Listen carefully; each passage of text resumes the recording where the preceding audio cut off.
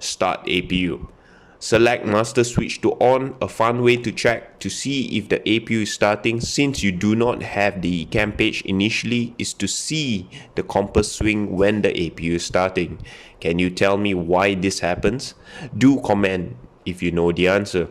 Wait at least 3 seconds before selecting the APU start push button. Caution, during refueling and defueling procedure, if the APU fails to start or automatically shut down, do not start the APU. If a fuel spill occurs, perform a normal APU shutdown. After 3 APU starter cycles, wait 60 minutes before 3 more cycles. Ladies and gentlemen, welcome to my channel Captain SQ, where we're going to discuss on Airbus systems, emergency procedures, and supplementary techniques on how to fly the plane.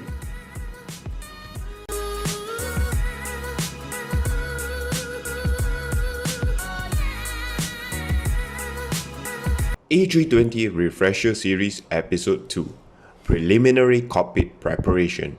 This is the second episode of this series to refresh your memory on the normal procedures we perform on a daily basis. Do enjoy this series. Disclaimer, always refer to your company manuals. This video is merely a guide. And before we start, do destroy the like button, comment, subscribe, and press the notification bell for the latest episode updates. Okay, let us dive in. We pilots need to perform a security check of all accessible areas including stowages, closets, life jacket stowage, under the rudder pedals, and also check the side openings. Let us dive into the QRH procedures. Engine master 1 and 2 in off position. Engine mode selector in norm position. Weather radar off. Windshield PWS switch off, gain at auto or calibrated mode, and mode selector as required. Landing gear lever in down position. Both wipers selectors off. Battery check. If the aircraft has not been electrically supplied for 6 hours or more, check that the batteries are above 25.5 volts when off. A battery voltage above 25.5 volts ensures a charge of above 50%. If it is below 25.5 volts, what do you do? If batteries are below 25.5 volts, select external power to on and battery 1 and 2 to auto. Then charge it for 20 minutes. Battery auto. APU should be started within 30 minutes of selecting battery to auto if you start APU from batteries. If available, select external power to on. APU fire test. Check fire push button switch is in and guarded and agent light is out. Press APU fire test push button, check squib and discharge lights on and APU fire push button light red. Check ECAM warning. Continuous repetitive chime sounds and master warning illuminates only if AC power is available. Start APU. Select master switch to on. A fun way to check to see if the APU is starting since you do not have the cam page initially is to see the compass swing when the APU is starting. Can you tell me why this happens? Do comment if you know the answer. Wait at least 3 seconds before selecting the APU start push button. Caution, during refueling and defueling procedure, if the APU fails to start or automatically shut down, do not start the APU. If a fuel spill occurs, perform a normal APU shutdown. After 3 APU starter cycles, wait 60 minutes before 3 more cycles. Maximum AGT for start is 1090 degrees Celsius. At 95% RPM, APU generator comes online. Available light replaces start on light when rotation is above 95%. Select external power push button switch as required. It may be kept on to reduce APU load, thus improving the efficiency of the air conditioning system in hot and humid conditions. When the APU is available, select APU bleed to on. Do not use APU bleed if a low pressure or high pressure ground air unit is connected to the aircraft. Air conditioning panel is set.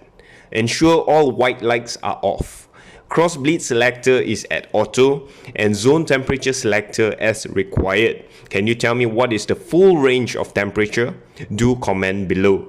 Dome light should be selected on as it is the only lighting source in electrical emergency configuration. It may be turned to dim for takeoff and landing. FCU lights on.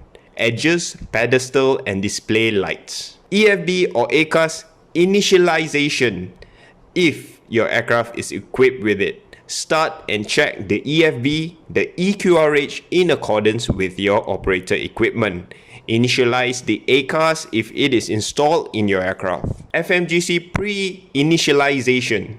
Check the aircraft type, engine and database validity. If a please wait message appears, do not press any MCDU key.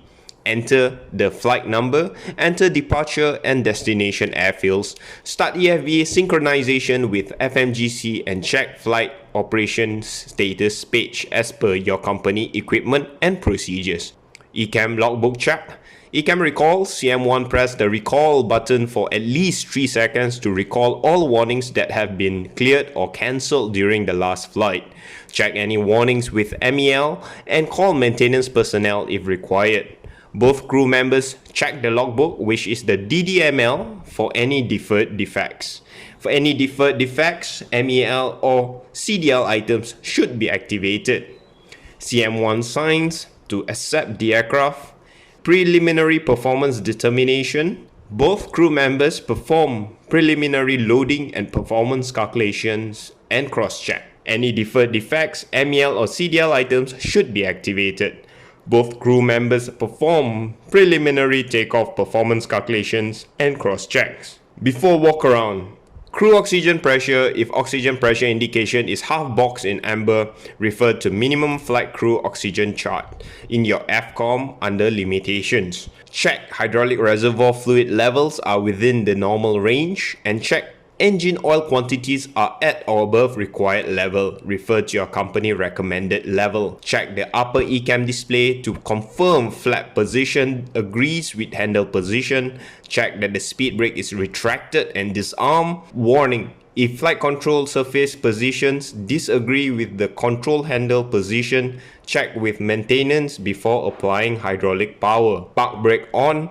When one brake temperature is above 50 degrees Celsius, avoid applying the parking brake unless operationally necessary. Check the accumulator brake pressure. The accumulator must be in the green band. If required, use the yellow hydraulic electric pump to recharge the system. Warning: yellow and green hydraulic systems can be pressurized using the yellow hydraulic electric pump. Obtain ground clearance before using the electric pump. Emergency equipment check. There are 8 items to check. Life jacket stowed, flashlight stowed and working.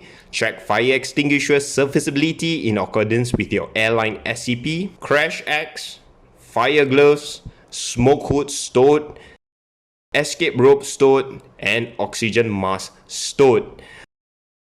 Check rain repellent pressure and quantity indicators.